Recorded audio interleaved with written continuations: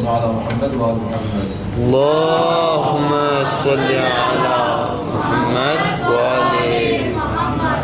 وعجل الفرج والعافية. بسم الله الرحمن الرحيم. الحمد لله رب العالمين. والصلاة والسلام على أشرف الأنبياء والمرسلين أبي القاسم محمد. اللهم صل على محمد وآل محمد. وعلى أهل بيت الطيبين الطاهرين المعصومين ولعنة الله على أعدائهم أجمعين من الآن إلى قيام يوم الدين. Dear brothers and sisters, we're gathered here for the 12th of Muharram al-Haram. The thing that comes to mind, one of the Masail, the Rambha Zainab sallallahu alayha, in many of the difficulties she faced during the epic moments of Ashura, saying, Inna lillah wa inna ilayhi raji'un. Once again, Inna lillah wa inna ilayhi raji'un. Now we all know that by heart, and we all know the meanings inshallah.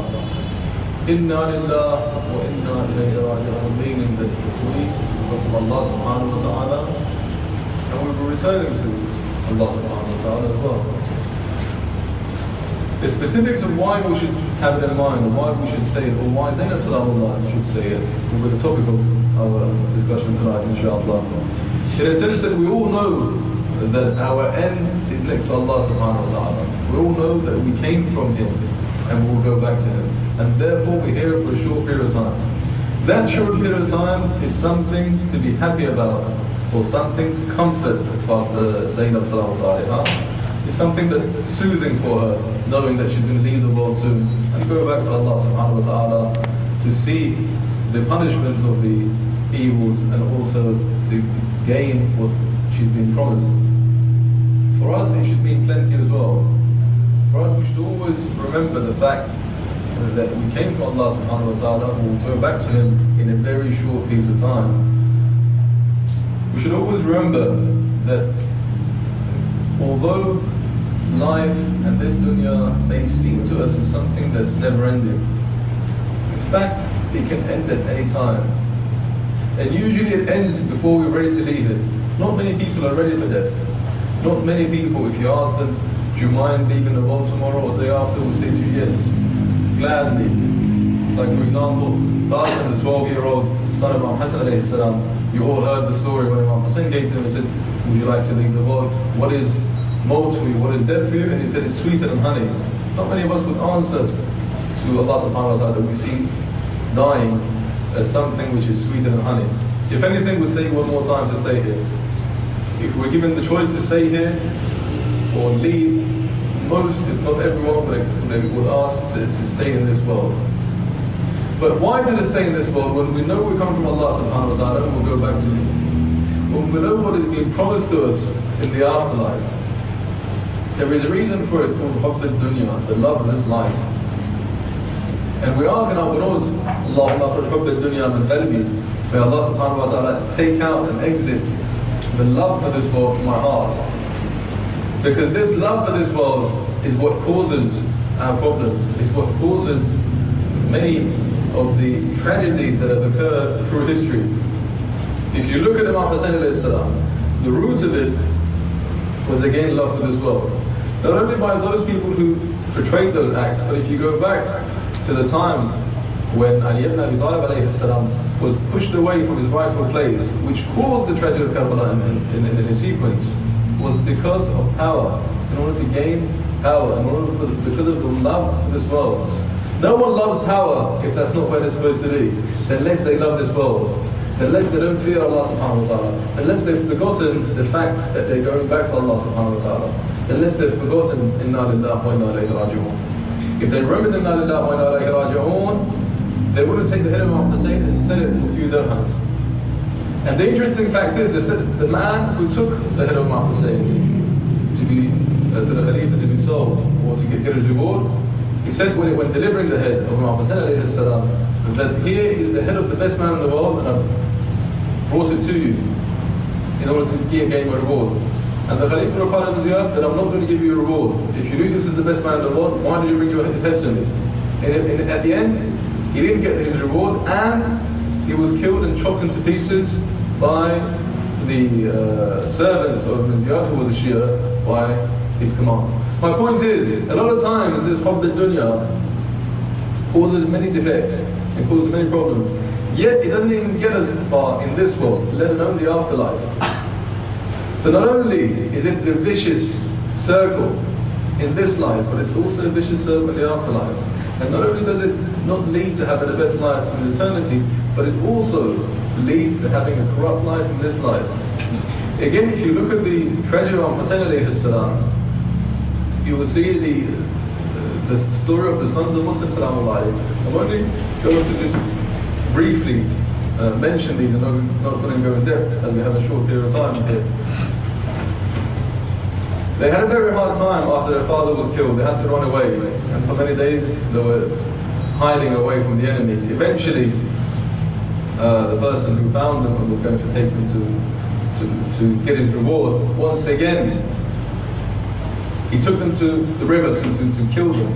He took out his sword to kill these two children. His own son got in the way and he killed his own son. His servant got in the way, he killed his servant. His wife got in the way and he beat his wife. And yet he took the two heads of these two innocent children. And when he took these innocent children's lives and took their heads, again he wasn't given the reward that he was looking for. This is for us. The reason we hold Majalis Imam Hussein is for us as well, to learn about history. To learn the fact that by deceiving others, or cheating others, or taking what's not rightfully yours, you don't get far in this life as well as the afterlife. Money which is haram, money which has been gained in the ways that is not allowed by Islam, will not get us far in this life, other than the fact that we'll have to answer in the afterlife. See, in the stories that you see, these men that took everything from us as well. Don't forget, we don't have an Imam in front of us because of what happened in Sabina, because of the power struggle that went on. These men, and they still exist by the way, this battle still goes on between the truthfulness and the rightful people and the misguided people. I'll give you examples in today's life and in history. If you start from the time of Hussein alayhi salam and compare the two personalities of Hussein ibn Ali and Yazid ibn Muawiyah. Yazid, in their own books, in the books of Ahlul Sunnah, who accept him as the Khalifa, in many narrations they have a person that drank alcohol, played with dogs. A man who committed adultery. In his 4th year as a Khalifa, he married his own wife, his own auntie, which no person would do, let alone animals. Who would marry their own auntie? And this is the type of man that was the Khalifa of the time. Yet, when it comes to Hussein ibn Ali, not one single narration that you see did anything wrong. Apart from the fact that the Ashura, they said he should have not taken his sword against the Amir al-Mu'mineen, which was Yazid ibn Muawiyah. Ibn Taymiyyah is one of those people that has plenty of things to say in this degree. He says Hussein ibn Ali was wrong to take his sword out, he was right to be killed, and his blood should have been shed. Ibn al-Arab al-Maliki, he says Hussein ibn Ali was killed by the sword of the Prophet, his own grandfather. And it comes down that school of thought that Imam Hussein was wrong and Imam Hussein was incorrect, and that Yazid was correct. Yet, the same as daylight, we can see the truth in any references. If anyone takes out 5-10 minutes of time on the internet, on the libraries, just go through references. Christians have written about it, Jews have written about it, Gandhi has talked about Imam Hussein. Kuffar of everywhere. With a small amount of knowledge about history, we've talked about Imam Hussein, his personality and his death. What sort of person, what he was, and what sort of tragedy occurred in Karbala. Yet there are people today still insisting that Yazid ibn Muawiyah was correct. So why is it that we hold these majalis of Imam Hussein? Because we believe that we come from Allah subhanahu wa ta'ala and we're here for a short period of time and we'll go back to it very soon. And the only thing that will help us in this life and the afterlife is for Hussein ibn Ali. It's the tears from Imam Hussein alayhi salam. And we know for a fact that, for example, just a few minutes ago I heard the hadith, the hadith being read, that when the A'immah are called, they become present. In any majlis, in any gathering, when you call their names in the rawat, we have, if you say salam, they say salam back to you. If you call their names, they're present in the majlis. In these majalis, we have the A'immah that are present. This is our aqeedah, this is our ideology. There's no doubt about it. And who more should be present in such places as our 12th Imam, Muhammad alayhi salam.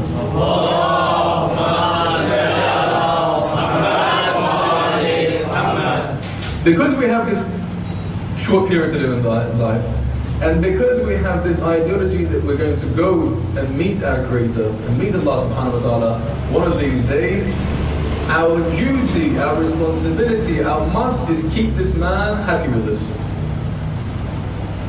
It's a must. Our Imam must be happy with every action that we take. How can you do that? To keep him in your mind present at all times. Now I said this to our friends. I said, imagine if our 12th Imam was about to reappear. Or in fact, if imagine he reappeared and he was going to visit every one of us at any given day.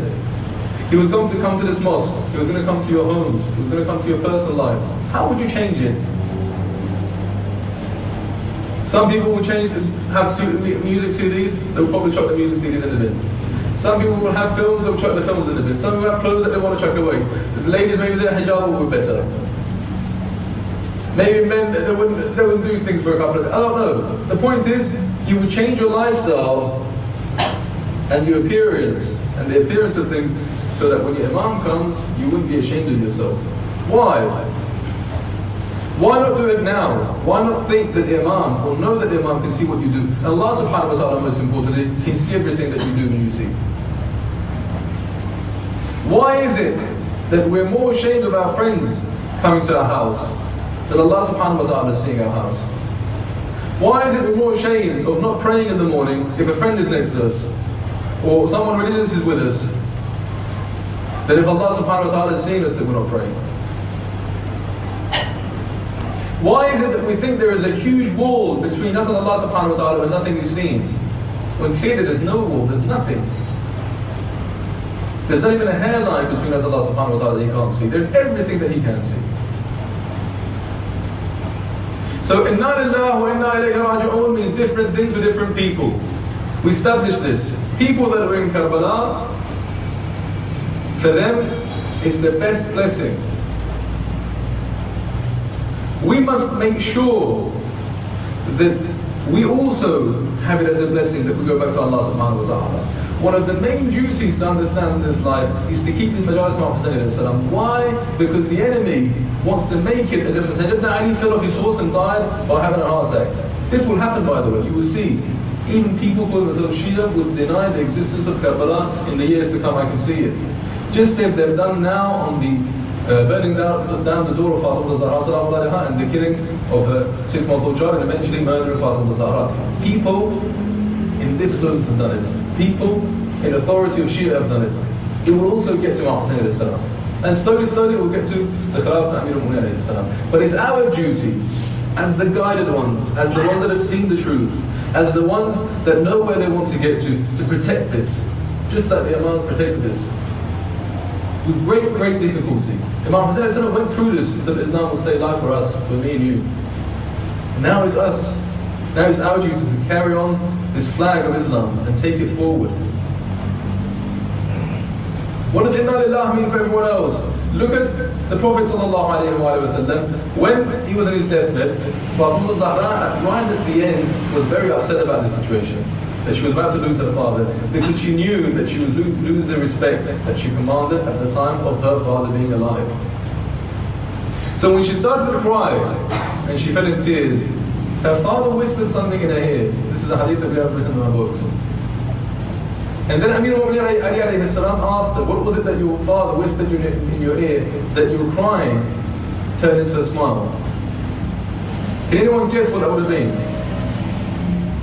The Prophet, the father of Fatima al-Zahra said to her in her ear that you're the next and the first one from my family to join me in heaven.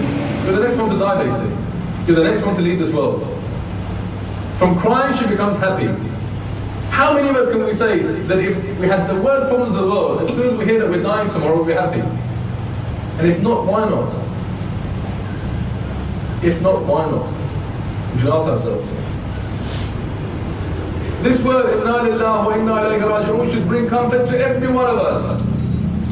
Every believer should remember this in times of difficulty. The difficulties will end. We will eventually meet our Creator. We will eventually be there. We will eventually have Al-Fadl Abbas salamullah alayhi. We will have Imam Hussein alayhi salam waiting for us to give us shafa'ah. This is our ideology. This is what we believe in. This is why we sit here. This is why we wear black. This is why we cry. If this wasn't the case, we wouldn't be here. So why not change the few trimmings that we need to trim and change the new bits that exist in our lives so that we will be happy when we hear Inna lillahi wa inna ilayhi raji'un. Why not live our lives and the way that our Imam would constantly be happy to see us in that way? Why not live our lives in the way that Imam Zaman alayhi salam is among us and can see every action of us and is living alongside us? Instead of living in a way as if no one can see us apart from ourselves. If we have four walls, and the door is closed, we shouldn't think that that's it. There is no one that can see us. That Maryam salam can see. Allah subhanahu wa ta'ala can see. However thick the walls may be, however thin the walls may be, however much concrete there may be in the building, our Creator, Allah subhanahu wa ta'ala, can see it. So there is no point fearing the day when we have to meet Him. Instead, we should be hurrying up and being quick about changing our actions right now, because we might not have long left.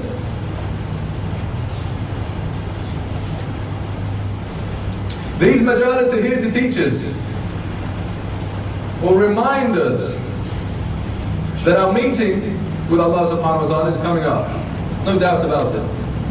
And once that meeting comes, there is no return to change. The change needs to happen now and today. Tomorrow is too late. The day after tomorrow is too late. The week's time is too late. This second is the time to change. As for when we get to the door, we might have a heart attack and die by that time. Now we see the Massoumian of Ahlul Bayt alayhim as-salam in its most significant forms on the events that were taking place after the day of Ashura, or in the evening of Ashura.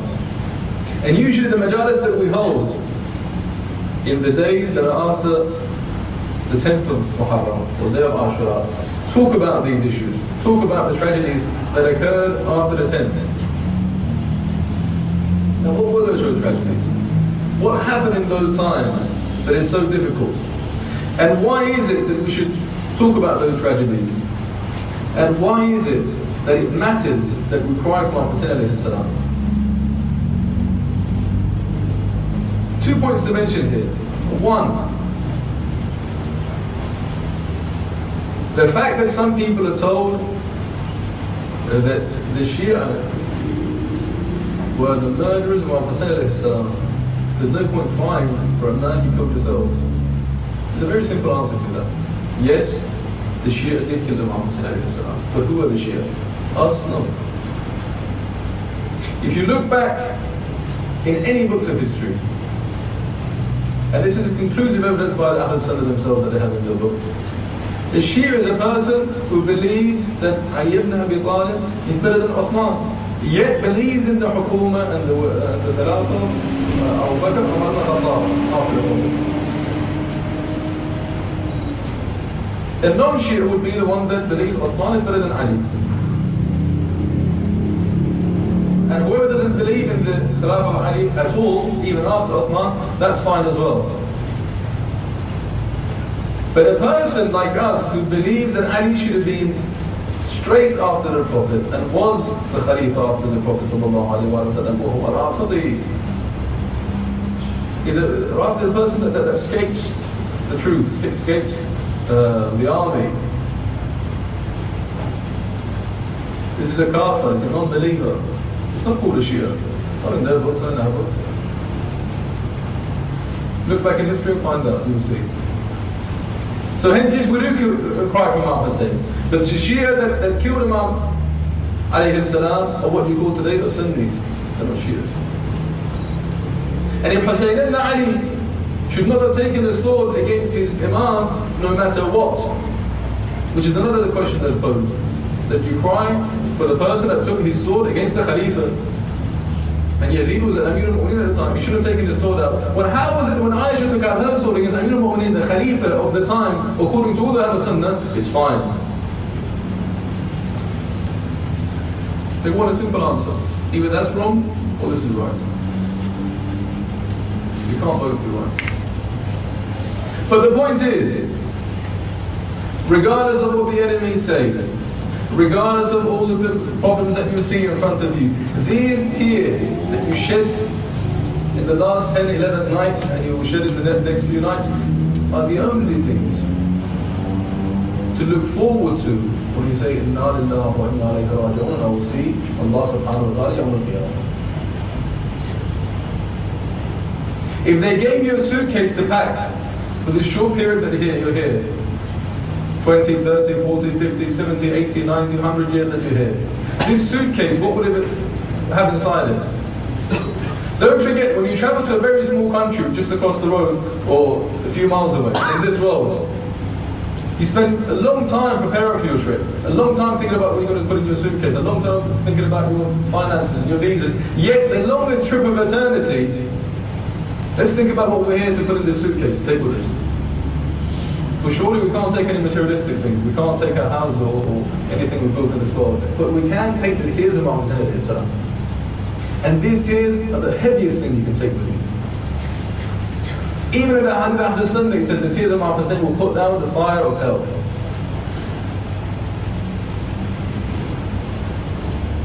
These tears have been given a special significance. Why? Go back to the tragedy of Imam Hussein alayhi salam. Go back to what happened in Karbala. Go back to what happened to leading to Karbala. Go back to what happened to after Karbala. It's not for no reason that the hairs on our body stand up as soon as we hear Hussein ibn Ali, as soon as we hear Karbala, as soon as we hear Zainab, as soon as we hear Abbas. There is a good reason for it, and this existed all the way back to the beginning. A good story to tell you about this, although we're running out of time, is the Prophet Zakaria. Sa'ad was one of the ashab of Imam al-Zaman al-Hujjah sallallahu alayhi.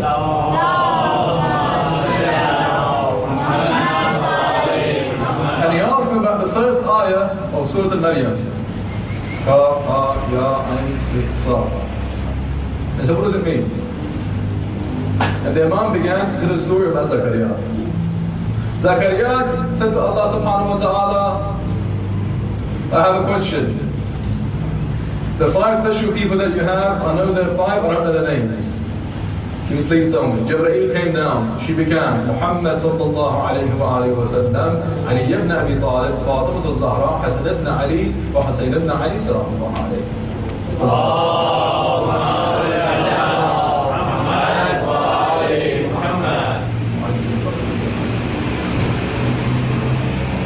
And Jibreel went away. Zakaria says to Allah subhanahu wa ta'ala after a few days, the first 4, the Prophet, Ali, his wife, and Hasan Ali. Every time I hear or think about them, or to bring their names to my tongue, any problem that I got goes away.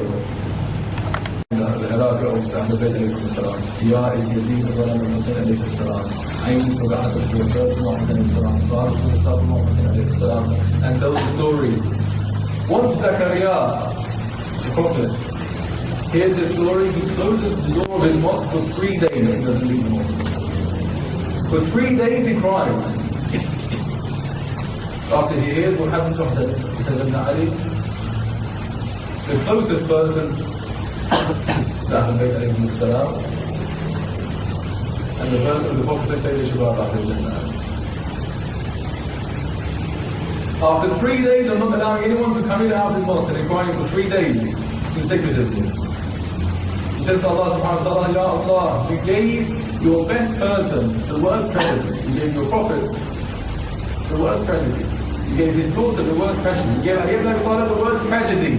Now, what I want from you is a son. Although I'm an old man, he was very old at the time. I want a son that I can love very much. And I want you to take that son away from me the same way as the tragedy that you took Ali ibn Abi Talib's son and the grandson of the Prophet of Allah. Allah subhanahu wa ta'ala gave him Yahya ibn Zakaria, you might have heard his name. He was also a prophet. Yahya was given to Zakaria because of his prayer. And he had many things with Sayyidina Ali in common. One, he was in his mother's womb for 6 months only, the same as Sayyidina Ali. Two, his head was cut from his head and put in a plate and served. Three, the skies cried for him when he died, just like the Imam Hussein alayhi salam. Now, Zakaria felt the same pain after the tragedy of his son that he wanted to feel. Yet we live after the event of Karbala and after the event of Ashura. For surely we know that again, the reason this tragedy occurred was because of the love for this world, for the Muhammad dunya. And everything that you see or read leading up to the Ashura and after Ashura proves this point. And if you read the lives of the Imam alayhi salam, just see the picture of Imam alayhi salam, the 8th Imam. He was killed for the same purpose. And he was tortured up to his death in the same manner. Some of the stories have it that one said someone to kill him by giving him pomegranate juice, another is by giving him grapes. Both had deadly poison. Why? So that his leadership, his power, at the same time. To kill the best man in the world. And he knew, Ma'mun knew by the way, it's not that he didn't know who were on the world. Yet to kill the best man in the world, to stay in power. But there are differences. When Imam Rada alayhi salam left Medina, because Harun sent him away from Medina, left Medina to go towards Khurasan. He said to his people, to his relatives, cry for me now, because you won't see me again. Because he knew his death was going to be somewhere far away from his family and his loved ones. Yet Husayn ibn Ali salamullah alayhi said to his family, don't cry for me yet. Keep your tears for the tragedies that are going to come ahead. And what tragedy lay ahead of them?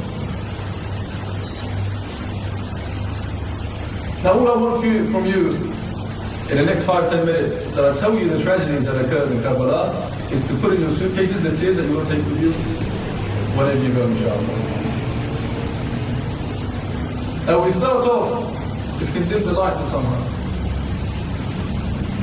We start off after the event of Karbala, after people realized that Sayyidina Ali salamullah alayhi was killed in the fashion that he was killed, and the ashab were lying dead on the floor. Years after, one of the ashab of Imam Sajjad alayhi salam was in Kaaba, was in Makkah, al-Haram, next to the Kaaba. He saw a black-faced man with no hands, grasping the curtains of Kaaba and crying, saying, Ya Allah, forgive me, but I know you won't forgive me. Ya Allah, allow me to have my sins forgiven, although I know they won't be forgiven. And he was talking and crying, and this man heard him. And he said, who do you think you are? That you think the rahmat of Allah subhanahu wa ta'ala will not be coming down on you. And he said, you sure you want me to tell you? He said, yes. He said, I was a servant of the Imam Imam Hussain alayhi salam. And in Karbala, I went and I didn't help anyone. I waited until the Imam alayhi salam was killed in the fashion that he was killed and killed and put into pieces. He was cut to pieces. Once I realized he was definitely dead, I knew that he has a belt of some kind that was very expensive, that was given to him by his father-in-law, his wife's side, the other kings and queens. And I wanted to steal this belt once he died. So I went in the evening of Ashura, past all the dead bodies, until I got to the beautiful body of Hussain. The head of the body and he said, I took out my arm to pull this belt. And obviously when you pull someone's belt, what happens? They become naked. He said, I put down my hand to pull this belt. And his right hand came and grabbed my hand. He's trying to protect me. He said, I found a sword that was half broken, and I took this sword and cut off the hand of Hussain ibn Ali. He said, I used my other hand to pull the belt again. The left hand came. He said, I used the same sword to cut off the left hand of Hussain ibn Ali. He said, this time I heard the whole of the earth moving, and I heard crying. And I saw the Prophet Muhammad sallallahu alayhi wa sallam and Fatima al-Zahra and Hassan ibn Ali and Ali ibn Abi Talib. They're coming there and they're all crying for Hassan ibn Ali. And Rasulullah puts his hands up and said, may Allah subhanahu wa ta'ala cut your hand now before the day of judgment. And in the judgment, have your hands cut off. And there and then my hands dried up.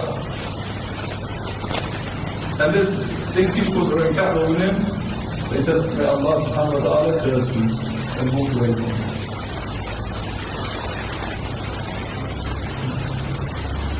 After Imam Hussain alayhi salam had left the tent of Zaynab sallallahu alayhi wa and the children had been left alone, Umar ibn Sa'd sallallahu alayhi came along and said, we're going to take you as slaves, as servants. We're going to take you whether you like it or not. And they started to burn the tents of the Ahlul Bayt alayhi salam one by one. All the children ran out, all the women ran out. They had nothing on the soles of their feet to protect them. They all ran out onto the desert. A man came to Zaynab sallallahu alayhi wa and said to her, Ya Zaynab, why don't you leave as well? You can see that there's fire all around you. And she cried and replied, can you not see that there's a sick man next to me? Can you not see I've got Sajjad, the son of Imam Hussain, the son of my brother, live next to me. That he can't walk, or he can't move. How can I leave from this place? Zaynab took a lot of these days. They all left the tent. And some of the ladies helped Najjar to leave the tent as well. And they were in the desert walking around with no water, no food, no shoes to wear in this desert, in the heat that they had to go through.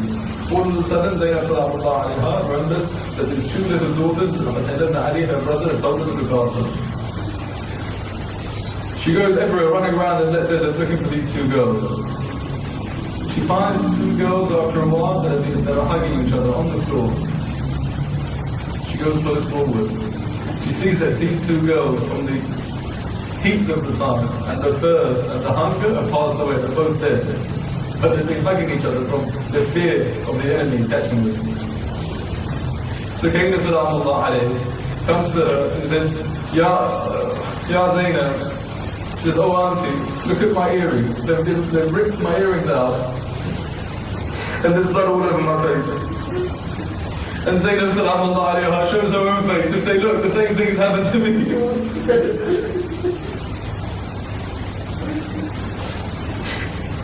all the gold, everything they had was stolen. Zaynab sallallahu alayhi says, even the piece of carpet that they had, the skin of the sheep where Sajjad alayhi salam was lying on, they pulled it from underneath his feet and they stole it as well. Now the tragedy doesn't end there. They're pulled along and they've been giving lashes as they walk along. These are the household of the Prophet sallallahu alaihi wasallam. These are the greatest people on earth. Yet they're being lashed and they're being pulled along with their tents on fire, with nothing to have, to eat or drink for a very long period of time. Now Sukaina Salamullah alayhi cried, and she wouldn't stop crying. Because remember, children don't understand much. Children can't be told to be quiet, because Sukaina cried. Until the point, the enemy that I told alayhim hears this girl crying. Yes, he says, what is the problem? They said she wants her father. Who is this? This is Sukaina bint Hussein alayhi salam. She wants her father. Okay, fine, take her father to her. After a while she's crying and she sees this big plate coming towards her. She looks at the plate thinking, alhamdulillah, some water, some food after all these days. But to open the plate and soon see the head of Hussein ibn Ali alayhi salam. إنا لله وإنا إليه راجعون لا حول ولا قوة إلا بالله العلي العظيم. Ya Allah, for the sake of all the tragedies that the Ahlul Bayt alayhim salam went through, for the masa'ib that all the Ahlul Bayt have seen, for the masa'ib that Imam al-Zaman alayhi salam received today and every day that comes, forgive every sin that we made, every single one of them, all the mu'mineen and the mu'minat, either the ones that are with us or the ones that are passed away. Right now, Ya Allah. Ya Allah, bring please, we beg you to bring our Imam next to us and let him reappear. Ya Allah, we beg you, all the people that have problems, many people that are sick have asked us and begged us to pray for them. For their sicknesses, the third world sicknesses that they have. May Allah subhanahu wa ta'ala give them full afi wa shifa right now. Ya Allah, many young people find it difficult in this situation, in this place in the world, to stay in the right path, and the path that our Imam wants them to stay in. Ya Allah, keep them in the right path, inshallah. Ya Allah, there's no prayer more important, and there's nothing more significant to us than to ask our both Imam Muhammad to come back. So we'll put our hands up all together and ask for this particular prayer. As we know, if he comes back, every single problem that we have will be solved, and every single injustice in the world will be returned. Allahumma salli ala Muhammadin wa ali Muhammad. اللهم صل وليك الحجة الحسن صلواتك عليه وعلى آله في هذه الساعة وفي كل ساعة وليا وحافظا وقائدا وناصرا ودليلا حتى تسره أرضك روعا وتمتعه فيها طويلا برحمتك يا أرحم الراحمين. صل على محمد وآل محمد. اللهم صل على محمد.